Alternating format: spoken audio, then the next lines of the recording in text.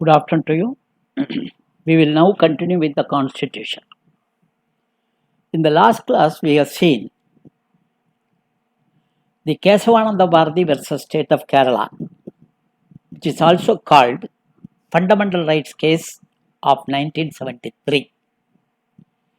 In this case, as you know, Supreme Court held 24th Amendment Act 1971 as valid and also declared that Article 368 confers the powers to the Parliament to amend any provision of the Constitution. Similarly, 29th Amendment Act 1972 was also declared as valid.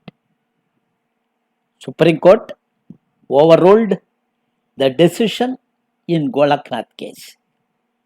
Thus, the Supreme Court settled in favor of the government that the Parliament has absolute powers to amend any part of the Constitution, including fundamental rights, except, underline, except the basic structure of the Constitution.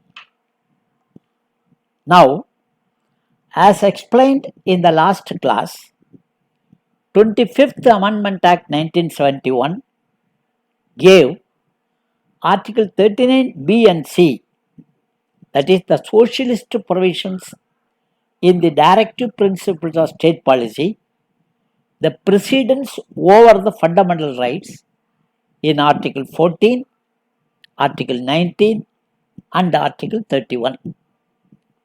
This amendment also took away the powers of judicial review to decide whether the law was made in furtherance of the policy in the directive principles of state policy. While Supreme Court upheld the precedence of Article 39B and C over the fundamental rights, it has, however, nullified the provision of prohibiting the judicial review. That part has been nullified. In addition, as explained in detail in the last class, Supreme Court in Kesavananda Bharati versus State of Kerala case propounded the doctrine of basic structure and declared that the Parliament has no powers to amend the Constitution in such a way as to destroy the basic structure of the Constitution. Now, emboldened by the decision of the Supreme Court, Mrs. Indira Gandhi government brought out 42nd Amendment Act 1976.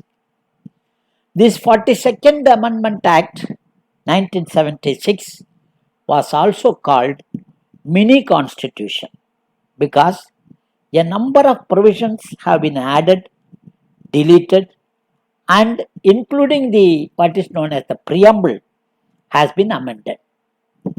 42nd Amendment Act 1976 was enacted during the period of national emergency, which lasted from 25th of June 1975 to 21st March 1977. In 1977, as you know, the Janata government, headed by Morarji Desai, came to power. For the first time in the constitutional history, the right to property in Article 31 and also in Article 19, 1F were deleted from Part 3 of the Constitution.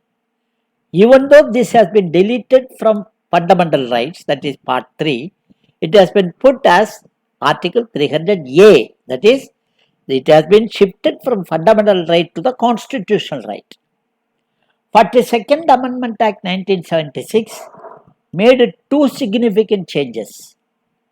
Under Section 4 of the Act, in the place of giving precedence to Article 39B and C, which were the socialist principles, as amended in article in 25th Amendment Act 1972, all the directive principles have been kept over and above the fundamental rights.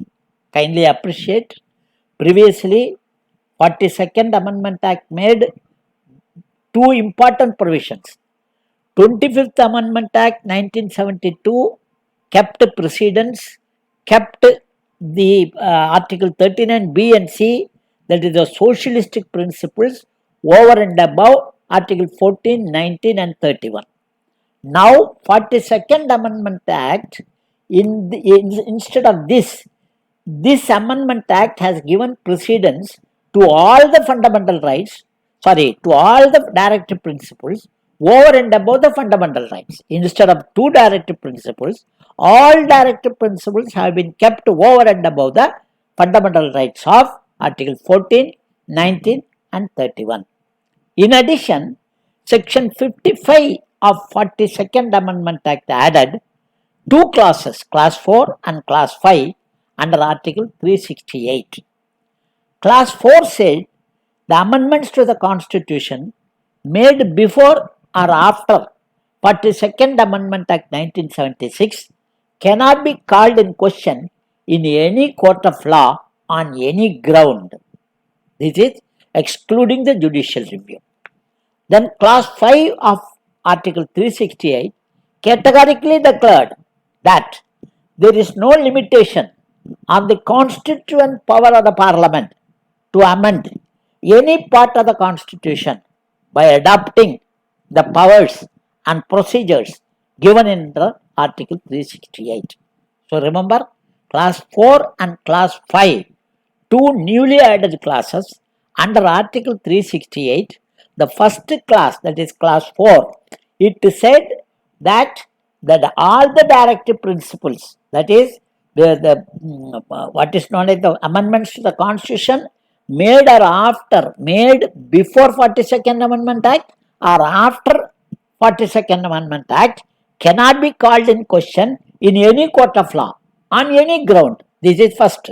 Secondly, Clause 5 categorically said that there is no limitation on the constituent power of the Parliament to amend any part of the Constitution by adopting the procedure and powers given under Article 368. Both the above provisions were challenged in the Minerva Mill case of 1980 along with 44th Amendment Act 1978. This 44th Amendment Act deleted Article 31 and Article 19(1)(f), that is right to property, from the fundamental right, as I have just now told you. Now we will see what is that Minerva Mill case. Minerva Mill Limited is a limited company dealing with textiles in Karnataka. A committee constituted by Government of India found that Minerva Mill is incurring heavy loss. On the basis of the report of the committee, the central government nationalized, underline, nationalized the Minerva Mills Limited under the provisions of Sikh Textiles Undertaking Nationalization Act of 1974. So, what is the crux? Crux is the nationalization of Minerva Mill. Number 2. This act was challenged along with the 39th Amendment Act 1975, which added the above act in Schedule 9 of Article 31B, extending the judicial immunity to the Sikh Textiles Act of 1974. Now, 42nd Amendment Act 1976 and 44th Amendment Act 1978 and 39th Amendment Act 1975 were challenged in the Supreme Court.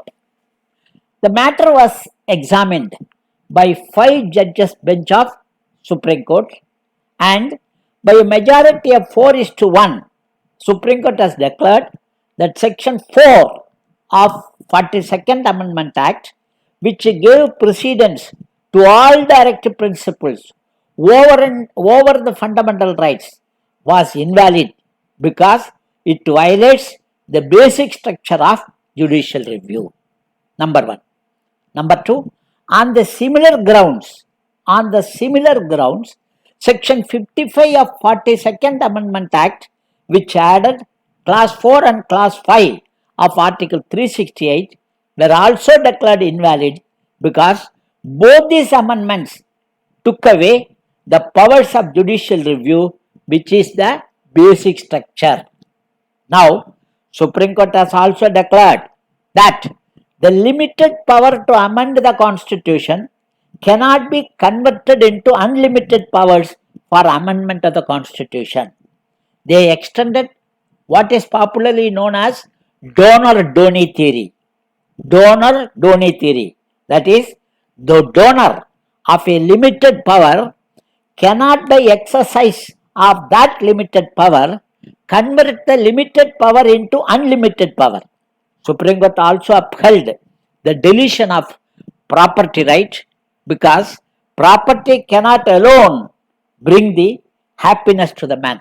There are thousands of people, lakhs and lakhs of people who are poor but still happy. Again, there are lakhs and lakhs of people who are very rich but still unhappy.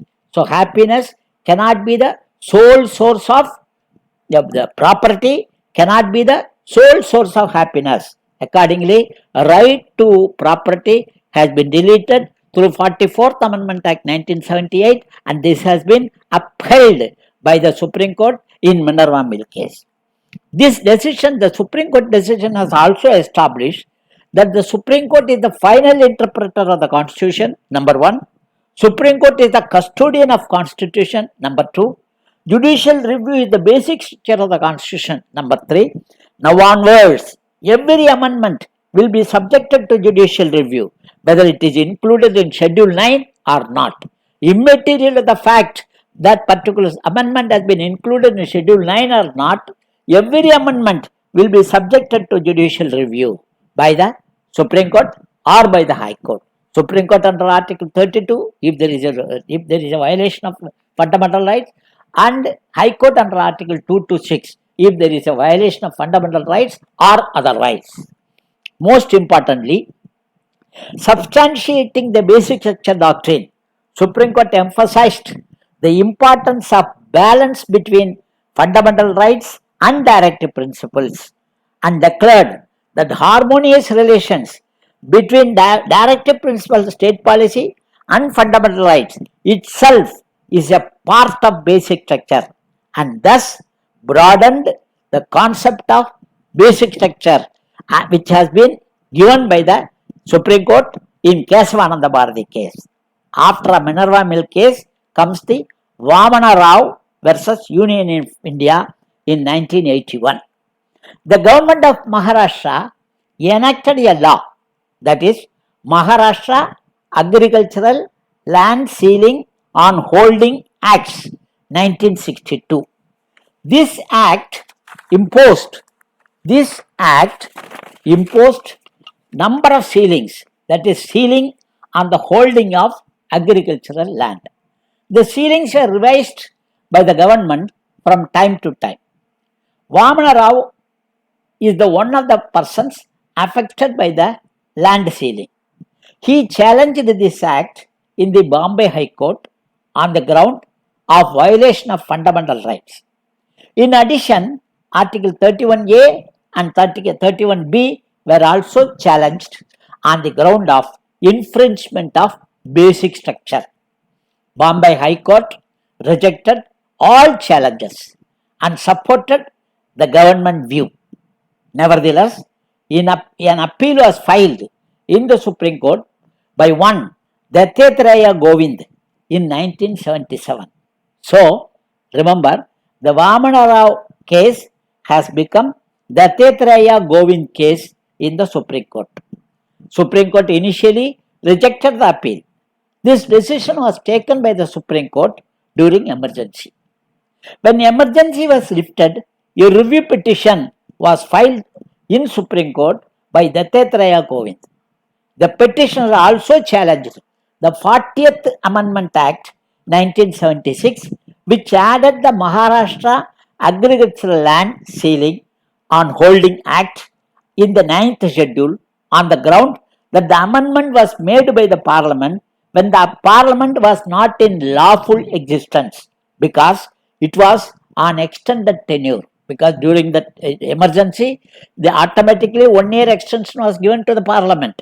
So naturally, his argument is that the parliament was in extended tenure. So the extended tenure having the parliament, it cannot have the powers to amend the constitution. That was the argument of the petitioner. In this case, Supreme Court reiterated, very important point, Supreme Court reiterated the basic structure doctrine again and said judicial review is the basic structure.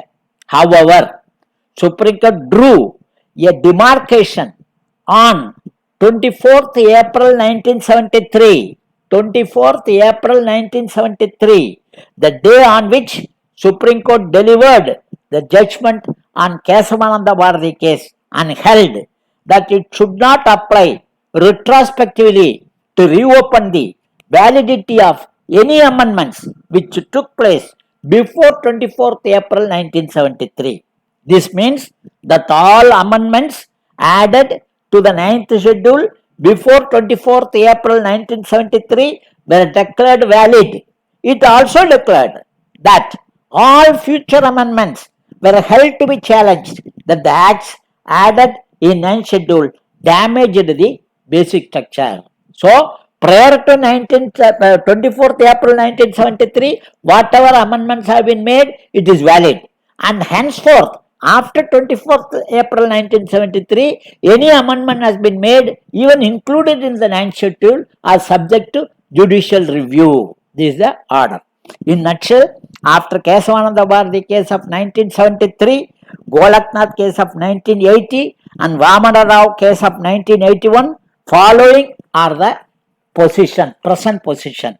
Number 1, Parliament has absolute powers to amend any part of the Constitution, including fundamental right, subject to the condition that the amendment so proposed should not alter the basic structure. Number 1. Number 2, judicial review is the basic structure. Number 2. Number 3, harmonious relations between fundamental rights and directive principles is also a basic structure. Both the directive principles and fundamental rights should go together in a harmonious way without any friction. Number 4, Article 39B and Article 39C prevail over the fundamental rights of Article 14, 19 and 31 since deleted. Number 5, any amendments through which the acts have been included in the 9th schedule after 24th April 1973 are subject to judicial scrutiny, and similarly all future amendments are also subject to judicial review by Supreme Court and High Court. And finally, it has been established that the Supreme Court is the final interpreter of the Constitution and also the custodian of the Constitution. So, we have now completed all the cases relating to fundamental rights. First, we have seen Ramesh Thapar. Then we have seen what is known as Chanbagam Durgarajan versus Union of India. Then we have seen Shankari Prasad. Then we have seen Sajan Singh versus Union of India. Then we have seen what is known as Kesavananda Bharati. Then we have seen Minerva Mill case. Then we have seen Vamana Rao case. So with this it is settled, the Parliament has got absolute powers to amend any part of the Constitution subject to the condition it should not affect the basic structure of the Constitution.